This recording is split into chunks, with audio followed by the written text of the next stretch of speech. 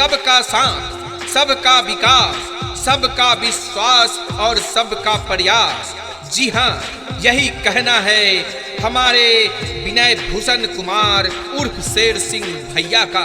विनय भूषण कुमार उर्फ शेर सिंह भैया जिंदाबाद, जिंदाबाद जिंदाबाद। ग्राम पंचायत राज मोगलपुरा की तमाम जनता जिंदाबाद, जिंदाबाद जिंदाबाद। किसान मजदूर जिंदाबाद, जिंदाबाद जिंदाबाद। छात्र नौजवान जिंदाबाद, जिंदाबाद जिंदाबाद। अब के बार शेर सिंह के, अब के बार शेर सिंह के जितई है ये बहिन जी। मोगलपुरा पंचायत के मुखिया नहीं है ये बहिन जी।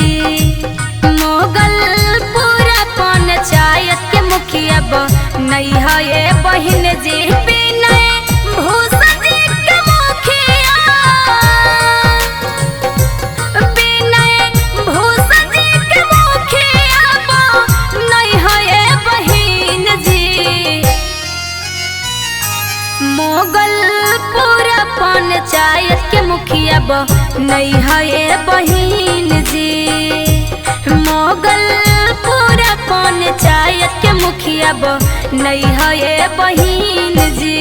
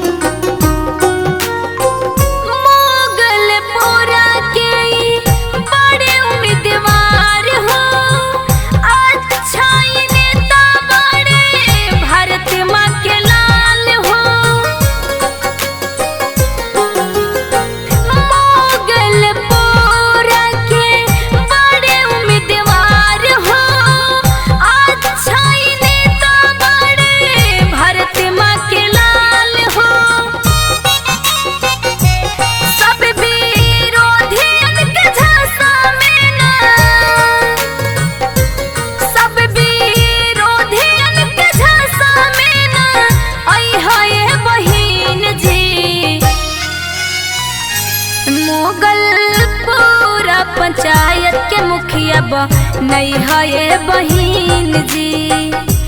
मोगलपुरा पंचायत के मुखिया नहीं है ये बहिन जी।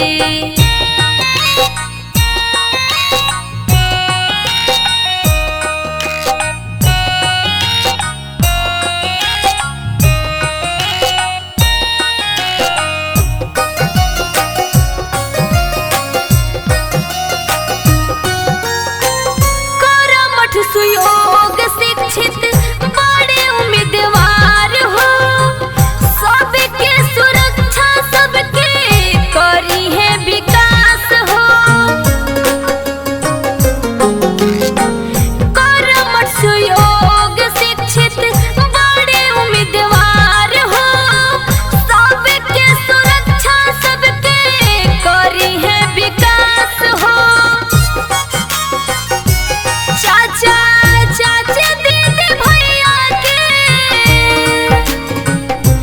चाचा चाचा दीदी भैया के तई है ये बहिन जी।